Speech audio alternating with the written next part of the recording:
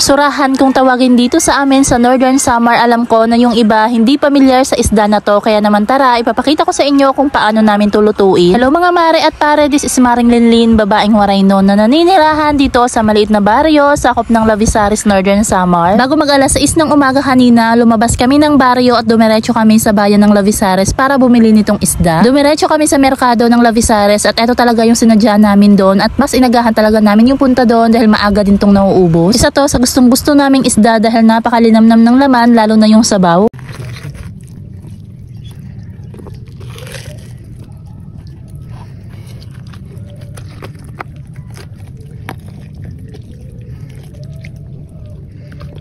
Hindi ko matambak. Pag inahinay dito, may madalunit ang las dita. Nadali na si kuya mo kaya alam niya. 2 kilos mahigit nga pala yung timbang ng isda na to, at dahil malaki to, 2 luto yung gagawin namin.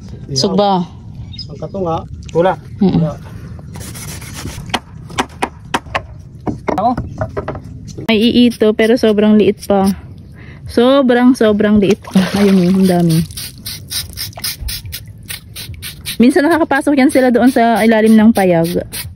Pero syempre nakakalabas din kasi sobrang liit pa nila. Yung bandang buntot iihawin namin, tapos yung bandang ulo naman sasabawan namin dahil masarap yung sabaw niyan dahil andyan yung mga taba-taba. Pina-slice ko lang yung bandang ulo, pinahugasan ko na din sa dagat para mas matanggal talaga ng maayos yung langsa ng isda. At may nagtanong nga pala kapag naglilinis daw kami ng isda sa dagat, binabanlawan ba namin? Yes po mga mare at pare, syempre kailangan banlawan dahil napakaalat niya. Palagi naman kaming may tubig dito sa payag dahil kapag pumupunta kami dito, syempre hindi maiwasan na mauuhaw. Tinimplahan ko na nga lang din pala itong isda ng magic sarap tsaka asin para naman kapag kinain natin may lasa na. Na-slice na nianggot yung isda, tapos si Mr. naman nakapagpadingas na, kaya pwede na tayong mag-ihaw. Kayo ba mga mare at pare, kilala nyo din ba yung isda na to? At kung anong tawag dito sa inyo, i-comment nyo na lang sa comment section, at kung taga saan kayo para malaman ko din. Pagkatapos kong isa lang itong isda, sunod ko namang inasikaso, ito namang sasabawan namin. Dahil sa dagat nilinisan yung isda, yung gagawin ko, babanlawan ko dito sa tubig. Naglagay na nga pala muna ako dito sa kaldero ng sabaw, tapos naglagay na din ako ng sibuyas at kamatis. Nilabas na din ni Mr. yung portable gas stove natin dahil dun tayo magsasalang, at tignan nyo naman itong ating inihaw, binaliktad na ni Mr. at nakakatakam na.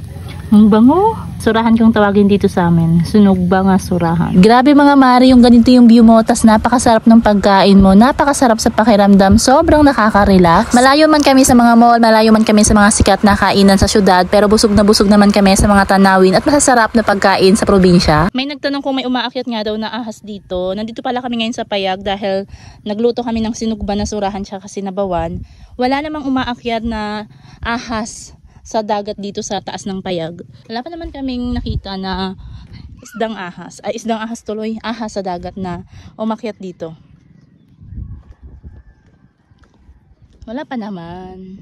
Mabilis lang din naman kumulo itong nakasalang natin, kaya nilagay ko na isa-isa yung isda. Dahil bandang alas 8 nga pala ng umaga to, kaya dito na kami mag-aalmusal sa payag. Ano muna natin?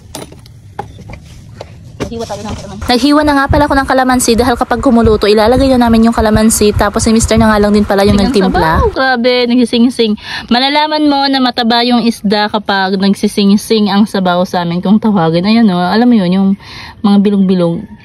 Kung pag tawagan yan sa amin dito, nagsising-sing. Oh.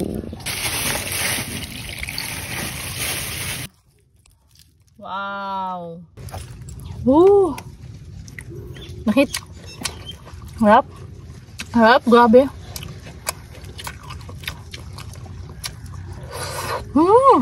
At kung nakarating ka nga pala sa part na to, gusto ko lang malaman kung taga saan ka at kung saan inaabot yung vlog natin ngayon. Maraming salamat nga din pala sa panonood mo ng Simpleng Buhay